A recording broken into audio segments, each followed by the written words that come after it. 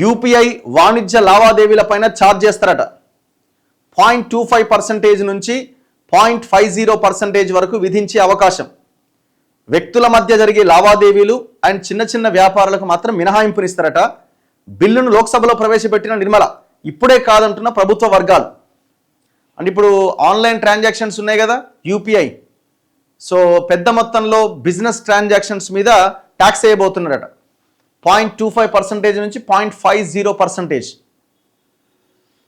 So ఇప్పుడు చిన్న చిన్న మనం హోటల్స్లో చేసేవి చిన్న చిన్నవి మనం పర్సన్ టు పర్సన్ చేసుకునే వాటి మీద ఉండదు అని అంటున్నారు. ఆల్రెడీ బిల్లు తీసుకొస్తున్నారు.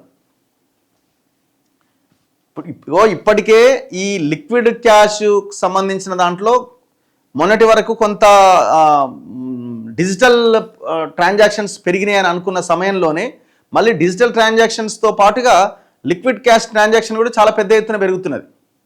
మరి ఏంటో ఏమో తెలీదు. సో అది పెరుగుతున్నది. మరి ఇప్పుడు ఇట్లాంటి ట్యాక్స్లు ఇవన్నీ వేస్తే మళ్ళీ మొదటికే పరిస్థితి వచ్చే అవకాశం ఉంటుంది కదా.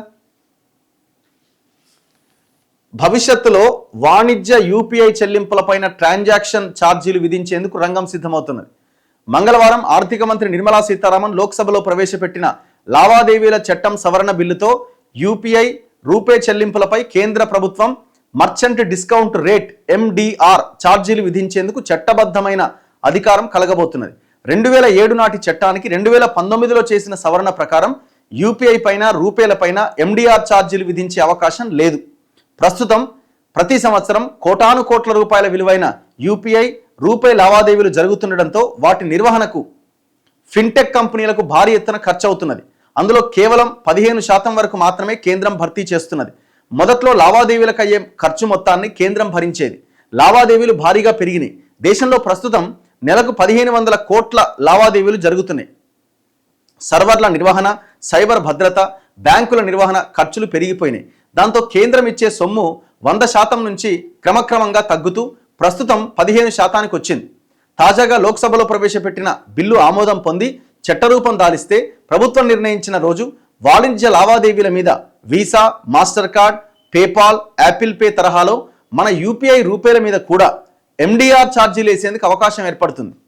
అయితే వ్యక్తులకు చిన్న వ్యాపారులకు మధ్య జరిగే లావాదేవీలకు ఎండిఆర్ ఛార్జీలు ఉండవు.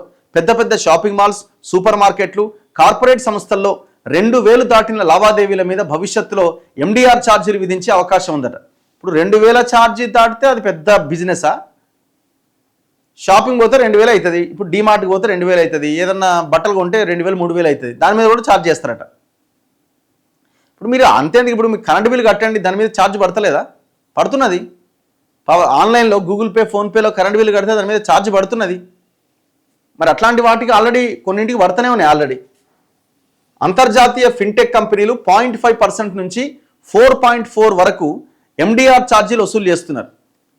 యూపీఐ రూపే ఎండిఆర్ ఛార్జీలు 0.25% నుంచి 0.50 వరకు ఉండే అవకాశం ఉంటుందని అంచనా వేస్తున్నారు.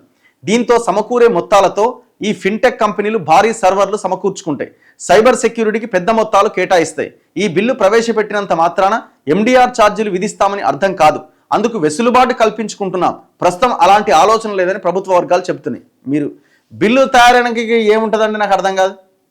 బిల్లు ఒక్కసారి ఆమోదం పొందిన తర్వాత వచ్చేస్తుంది. ఇప్పటికిప్పుడు లేదు. మరి లేనప్పుడు ఇదంతా పెట్టుడు ఎందుకు?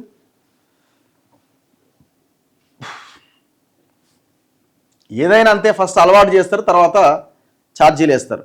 ఇప్పుడు ఇలా వాడు జియో నెట్వర్క్ చూడండి, రేట్ ఎట్లా పెంచుకుంటూ పోతున్నాడు. ఒకప్పుడు ఫ్రీ దగ్గర నుంచి ఇవాళ మొత్తం భారీ ఎత్తున భారం వేస్తున్నాడు.